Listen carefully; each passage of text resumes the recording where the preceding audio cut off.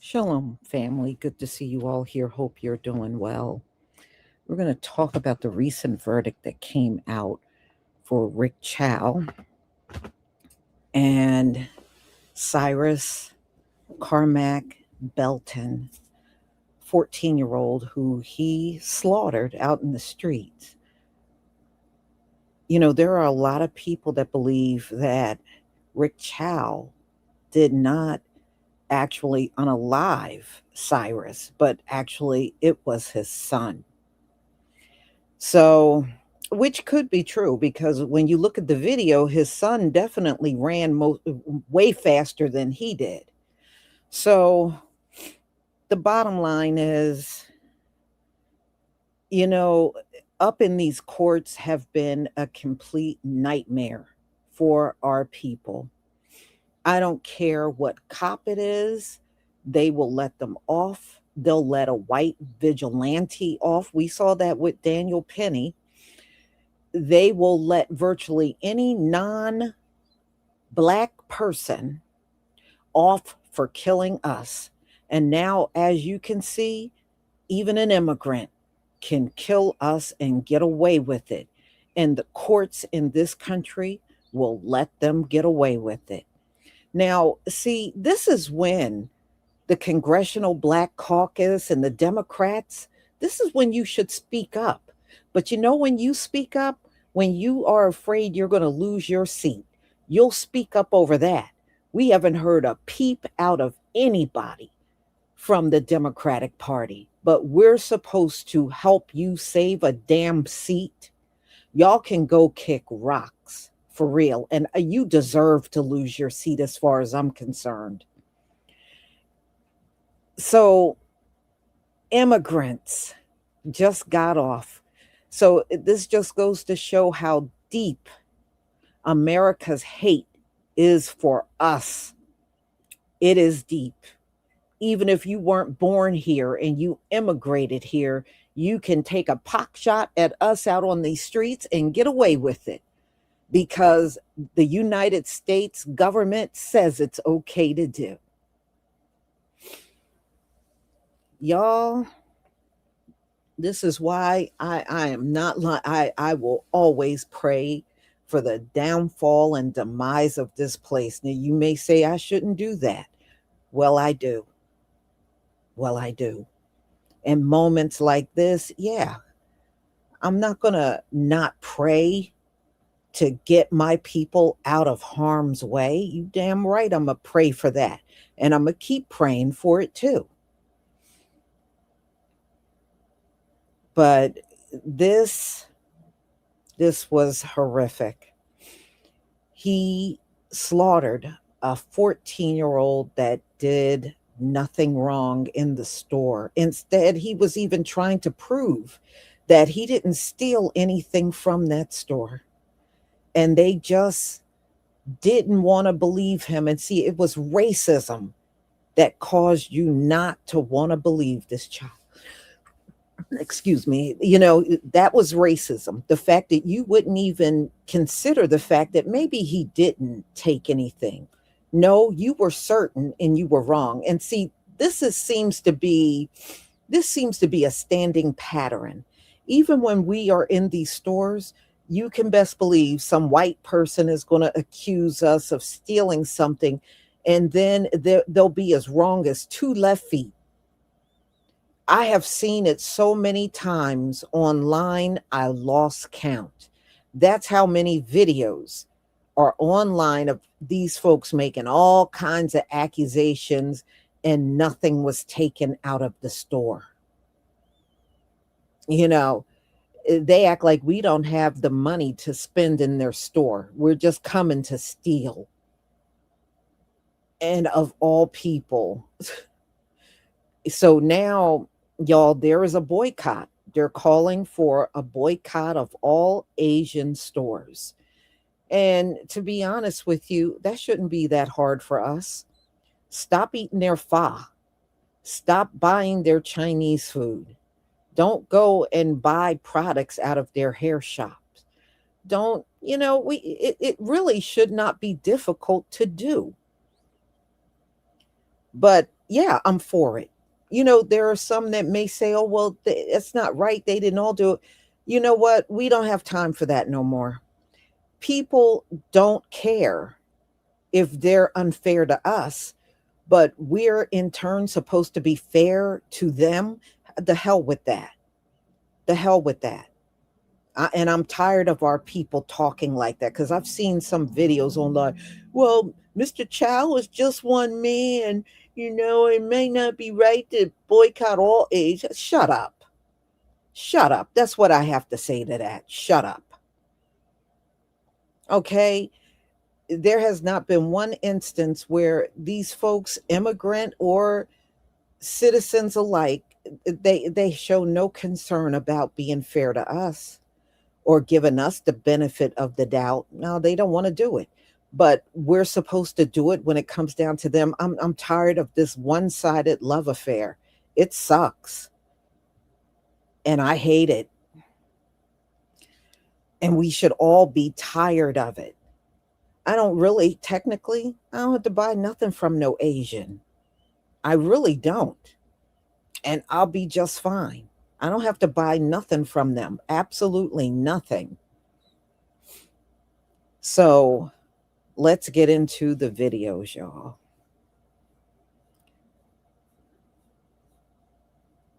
But yeah, there's no justice in their courts, no matter who the perpetrator is. That's all this proved to me.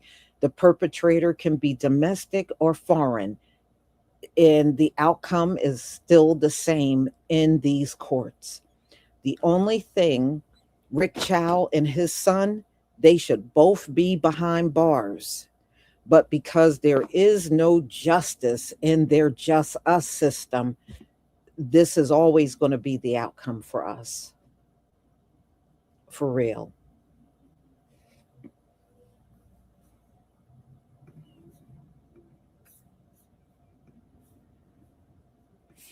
Please give me a one if you can see my screen.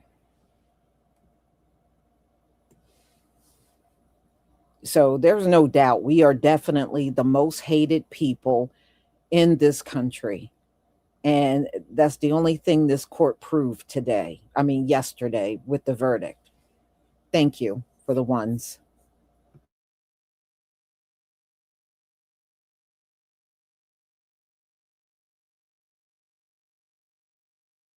You ask me, I don't think Rick Chow unalive Cyrus. Why I say that though? Y'all really think a 50-year-old man can hawk down a fresh 14-year-old, a healthy 14-year-old child? It's running full force. If y'all was to go back and watch that video, look how fast Rick Chow's son was moving. You would have thought that boy was a running back. However, do I think both of them should be in the dirt? Hell yeah. At the end of the day, we all know the son did it. Rick Chow's son did it. Rick Chow just took the blame. And I wasn't even gonna post this video. I'm like, man, I'm gonna stay out of this shit right here. But the more I stay out of it, the more I just sit back and look at the videos, it's no way that Rick Chow hawked that man down. As old as Rick Chow is, that nigga would have broke a damn hip bone, a leg bone. He would have broke some shit just by running that fast. Me personally, I would expect the son to run faster and be able to run longer than the dad, Rick Chow. If this trial went like this right here, I can imagine how Carmelo Anthony trial is about to go. Hey, bro, it's no way that the judge and the jury is not seeing this shit. It's crazy that you can have all the evidence in the world and they still say not guilty.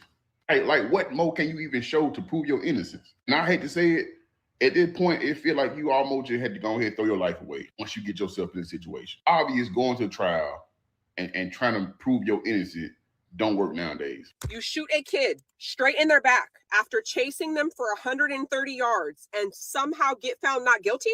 We, the jury, unanimously find the defendant, G.K. Rick Chow, as to a charge of murder, not guilty. Fine number. He was found not guilty for the shooting and killing of Cyrus Carmack-Belton. Just to be clear, in 2023, Cyrus entered the store, was suspected of stealing a bottle of water, exited the store, chased for 130 yards by Chow and his son, shot in the back and died on scene. While Cyrus did not steal anything, he did have a gun inside his jacket, which was mistaken for stolen goods. One thing I do think played a huge role in this case was the fact that prosecution only put a murder charge on the table. Chow's entire defense was that Cyrus pulled a gun on his son, so he shot him to defend his son. The jury wasn't convinced beyond reasonable doubt that it wasn't self-defense, then they're not going to convict him of murder. If there are no lesser charges offered on the table, it's either going to be murder or not guilty. That might have been the prosecution's biggest mistake in this case. Wasn't the first time Mr. Chow shot at a suspected shoplifter, just the first time it was fatal.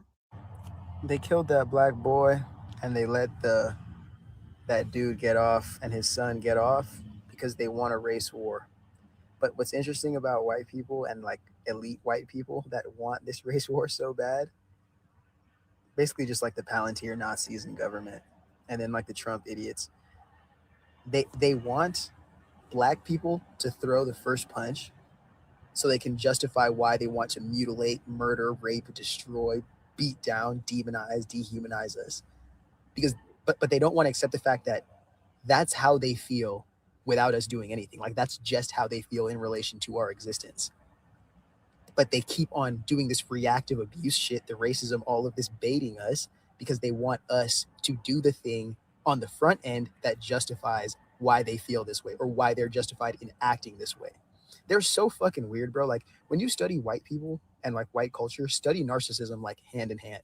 It's one of the greatest examples of narcissism on that has expanded from a cult group to a complete globalized like social conscious. It's fucking weird as fuck, bro. Like there is genuinely no value in the color of your skin. In your melanin, there is value that can be appreciated by your environment, by society, by the world, by all of that stuff, especially by science. But this color of your skin, like, oh, we don't have any pigment in our skin, so we're better than you.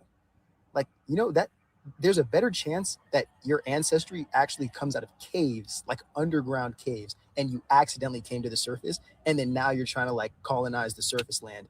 Because the only way that you could be down there and transparent, like your skin is transparent, just like the fish in the ocean who have transparent skin, is because they don't get any sunlight. Who burns in the sun? All right. But yeah, this is, I'm telling you, black people, rest in peace to the child, bro. And rest in peace to all of us, because I'm telling you right now, until we sit here and call every one of these things out and we don't let up off the gas, until we do that, bro, they're sacrificing us, bro. Because they want this race war so bad. And they don't only want a race war. The little MAGA Nazis and ICE rapists, they want a race war. So they can justify why they have 50 guns sitting in their bunkers or 50 guns sitting inside like a closet in their house. They want to take this out on American citizens, bro. This is insane. And they're also jealous that their grandparents and their great-grandparents got to enjoy the benefits of Jim Crow or slavery, and they're the unfortunate class that doesn't get to. And not only that, but they have to compete with a bunch of other marginalized people who were just given human rights and people who are super ambitious and super driven to never be marginalized or dehumanized again. And these lazy ass people have to compete with that. You think they're going to do it? Fuck no, bro. The best thing we could do, it's not like, it's almost like just like a vampire. Shine the light on the vampire, but don't engage with it. Shine the light on it, and that's all you do. And just let it burn in the fucking light, bro.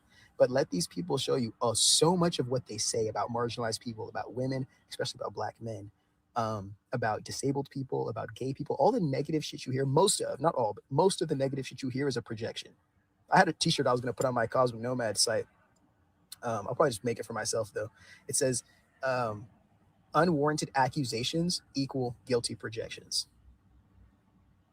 And that's right, like 9 times out of 10, 100,000% of the time. It's very interesting how it is. But black people, we're going to need the craziest mental fortitude, the craziest mental strength anybody has ever had, ever.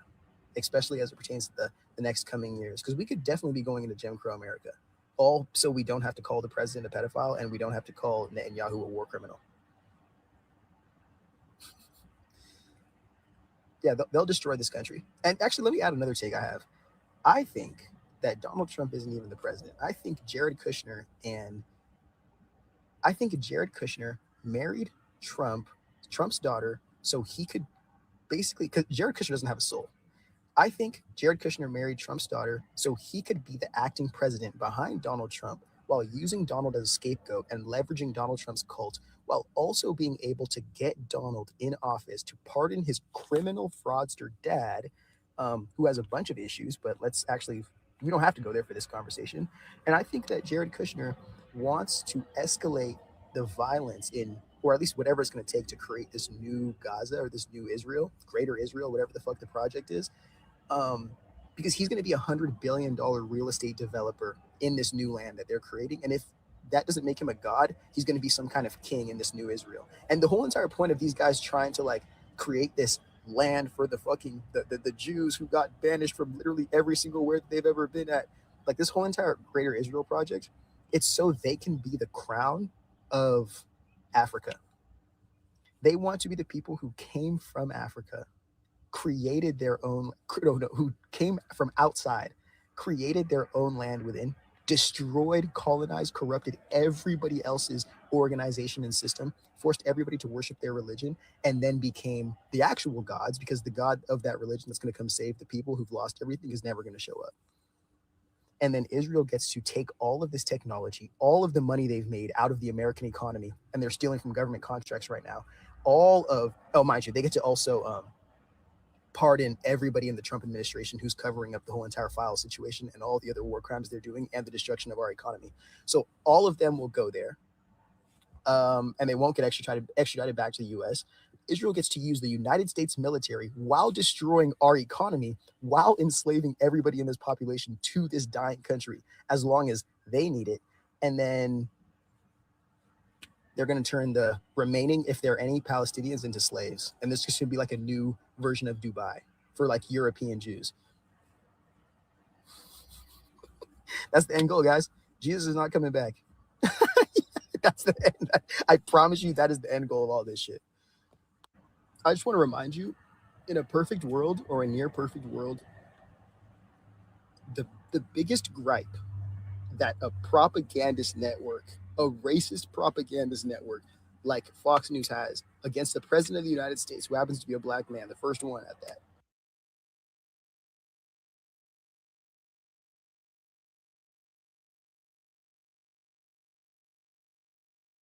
Learn, bro. Social media is sad and outraged after Rick Chow was found not guilty of taking the life of innocent Cyrus. Rick Chow as to the charge of murder, not guilty. Sign number 3024. You see, the story that Chow tells is that the boy was in his store stealing water, so they chased after him.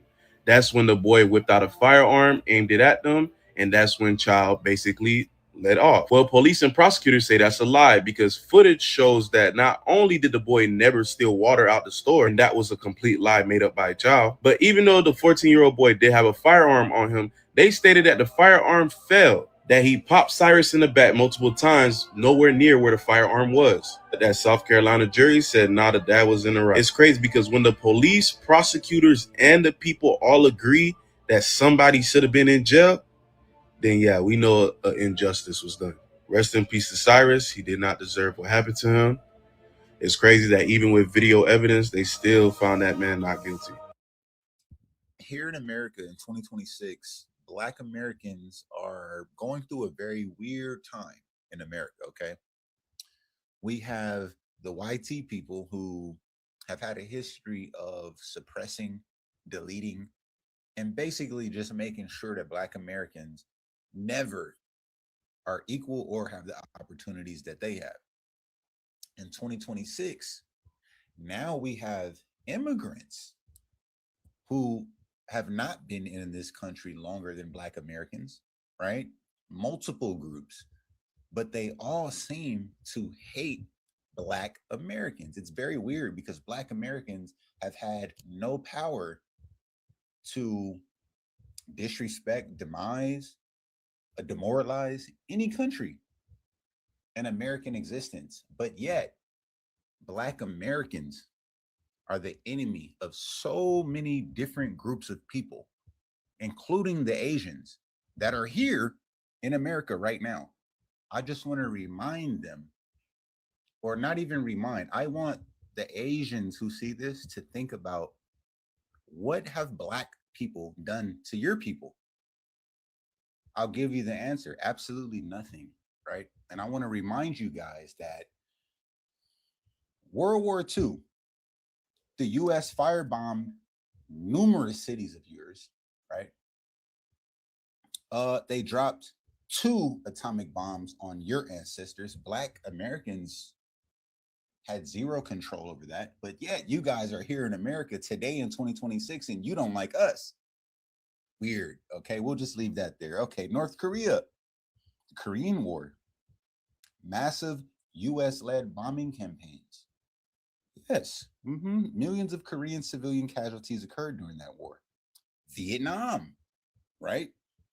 1955 to 1975, extensive bombing campaigns, use of Agent Orange and other things to get whatever they needed done over there. But Black people, no. But yet in 2026, it seems as the entire Asian community has a strong dislike for a group of people who never did shit to them. It's very weird to me. Asians, please answer in the comments. Okay. Did Black Americans sign the check or check off the box when it was time to fucking nuke you guys in Japan? No, it wasn't us. But yet you guys today hate us, but you love the people who bombed you. It's very weird. Very weird. Okay, so these are questions that you don't need to answer me. Answer these questions yourself, Asians. Okay, Asian American, whatever, right? What have Black people done to you to make y'all dislike us so much? Store owner Rick Chow chased down and shot and killed this 14-year-old who he mistakenly thought stole a bottle of water from his store. At least that's what the prosecution said after charging him with murder. But just yesterday, after a 3-year-long legal battle, the jury found the store owner not guilty. The case has gone viral, and many are saying that the boy's race played a big role. So let's analyze the case. Prosecutors allege that the boy was falsely accused of shot, then ran away after a dispute took place. And Chow chased him for 130 yards and then shot him in the back. But Chow's defense attorney had a different story. He said that the boy was armed with a loaded handgun, which evidence did show to be true, and that the boy pointed the weapon at Chow and his son, which is why Chow shot him in self-defense. Now, there are 3 big factors in favor of the prosecution. First, the store owners were actively chasing the boy. This harms the self-defense narrative because you could argue that Chow was the initial aggressor. And it also suggests that Chow was not in fear of the boy, at least not at the onset. But it's not conclusive evidence because someone can still quickly turn around and point a weapon and escalate a situation. Second, the evidence did show that the boy was shot in the back. Shooting someone in the back is persuasive evidence to show that it was not self-defense. But again, it's not conclusive. Legally, it's still possible to succeed on a self-defense claim. What matters is what the jury thinks of the entire interaction. Third, there was no footage of the actual shooting. And the only people to testify that the boy did point the weapon was Chow's family. Other witnesses testified that they did not see that happen. Considering these 3 points together, a lot of people are shocked by this not guilty verdict. When it comes to self-defense, all that really matters is what the jury believed after hearing all the evidence. And for those wondering, reports say the jury was mixed with various races. And keep in mind that in South Carolina, the prosecution must prove beyond a reasonable doubt that Chow did not act in self-defense. Meaning, if the jury had any reasonable doubt about the prosecution's case, they could vote not guilty. The jury just came back not guilty on all counts. Rick Chow is a free man. Let's talk about what the defense argued because clearly it worked. Defense attorney Sean Kent started out by completely reframing the case. He told the jury this case is not about a bottle of water. It's not about a shoplifter. It's about a father who saw a gun pointed at his son and had to make a decision. And that's really the entire defense in one sentence if I had to break it down to one sentence. But I'm sure he'll be on socials breaking it down for us in his own words tomorrow. According to Andy Chow, the store owner's son, Cyrus pointed a gun at him. Andy testified that he saw a gun. He yelled, "He's got a gun." And then his father, Rick Chow, fired a shot. And the defense attorney asked the jury a simple question. If Rick Chow wanted to execute this kid over a dollar bottle of water, why wait 130 yards? Why chase him the length of a football field before firing? The defense argued that he did that because something changed. And what changed, according to the defense, is that Cyrus pulled out a gun and pointed it at Andy. Now, here's something important I don't want you to miss. Both sides, the prosecution and the defense, agreed at the charge conference to take lesser includeds off the table. That means the jury had one decision to make: murder or nothing. No manslaughter, no reckless homicide, no nothing else. It was either murder or it was walk free, and they chose walk free. I think the prosecution made a gigantic mistake, and the defense attorneys were completely right to not have any lesser includeds on the table, though who knows, right? Even with the lesser includeds, the jury still could have come back not not guilty on all counts. The defense also talked about why the Chows might have been suspicious of Cyrus in the first place and why they might have followed him outside. The defense pointed out that Cyrus didn't have any cash, he didn't have a wallet, and he left without buying anything. Now, I'm personally not persuaded by that. Doesn't matter, I'm not in the jury, but I wasn't persuaded by that because number one, the Chows didn't know he had no wallet and no money. Also, he's 14 years old and he was carrying his phone and his mom's phone. So you're telling me neither one of those phones had Apple Pay? To me, that wasn't super persuasive, but I also understand that that was not the defense's main point. Their point was really that it was reasonable for the Chows to believe something suspicious was going on. That's when we get to the medical examiner. The medical examiner testified that the bullet entered Cyrus's lower right back, traveled upward, clipped his lung, and went through his heart. On cross-examination, the defense attorneys got her to acknowledge that Cyrus could have been slightly turned to the right when he was shot. Slightly, and that gave the defense room to argue that it was possible that Cyrus was turning back towards Andy when that shot was fired. It's like I said in the other video, I think the jury probably believed that Andy Chow did see a gun because it's undisputed that Cyrus had a gun. I think they believed that. They believed that Andy said, "Dad, he has a gun," and his dad then shot because his dad believed his son was in danger. That's it for this case. And I'm not done talking about the Rick Chow case because I do have a few more things I want to say. Do I think Cyrus Carmack-Belton was racially profiled? Yes, wholeheartedly. The moment he walked in, they told him to take his book bag off and they were watching him like a hawk. And we know why. When you look at the news, what image do you see over and over again? Young black boys around Cyrus's age with guns. I know it, you know it, and the defense team knows it. And I disagree with the state's theory on it's not that big of a deal that kids are going around with guns. I hate it. It is a problem. And it is a problem in this case. Add to that the fact that the Chows had been stolen from before to such an extent that they felt like they needed facial recognition software and a wall of shame for shoplifters. They were known for going after shoplifters. I think they were on high alert. I think the Chows had all of that in the back of their mind, and whether they want to admit it or not, I think racial bias played a role in this incident. The Chows assumed that Cyrus was there to steal. They assumed that a young black boy, people who look like Cyrus, go into their store and they steal. Now, they were wrong. He never took anything, and they had cameras watching him the entire time. Oh, and I can't leave out the fact that Rick Chow had already shot at 2 other people before. The prosecution would have argued that this demonstrates a pattern of conduct, but they were not able to because the defense attorney successfully argued that if the jury knew that information, it would be too prejudicial to Rick Chow. So the judge excluded the evidence of the prior shootings. I'm saying all that to say this. I think ignoring the role of race in this case is avoiding the elephant in the room. Like, let's keep it a buck. Now, I'm not saying that the Chows hate all black people. In fact, that's not what racial bias is. Case in point, one of their defense attorneys, Sean Kent, is a black man who was very good at his job. I don't think he was hired because he was black. I think he was hired because he wins cases. Go watch his closing argument. It's abundantly clear why he was hired. But do I also think that hiring a black attorney had the added benefit of taking some of the steam out of the argument that the Chows are racist and that's why they killed Cyrus? Well, yes. Another point I'd like to cover is how malice was always going to be difficult to prove in this case. So in South Carolina, murder requires malice. And if you watch the video, Andy exits the store first and then Rick Chow follows behind him. The defense therefore could argue that he wasn't chasing Cyrus to kill him. They argued that Rick Chow was actually just chasing them because he wanted to see what his son Andy was doing. He wanted to know what was going on. So then after Rick Chow shot Cyrus, there was further testimony that after Rick Chow shot Cyrus, he performed CPR on Cyrus, he performed mouth to mouth. And according to the testimony, he was actually spitting out Cyrus's vomit as he was trying to save his life. That taken together with Andy leaving first means proving malice. It just wasn't a slam dunk in this case. So that's why a lot of people are asking, well, why weren't other charges added? Prosecutors stack charges all the time. They'll charge 4 different types of murder. They'll add manslaughter. They'll add every charge in the book so that something sticks. They do it in many, many cases, but they didn't do it here. This murder or nothing strategy was definitely a gamble that worked in favor of the defense. So after all that is said and done, where does this leave the family? A not guilty verdict cannot be appealed. The criminal case is done. Now, could the current Department of Justice step in and take the case? Yes. Will they? Absolutely not. The family is exploring a civil wrongful death lawsuit, so it does sound like they will be suing the Chow family for the wrongful death of their son Cyrus. And reportedly, the store is no longer owned and operated by the Chows in that neighborhood.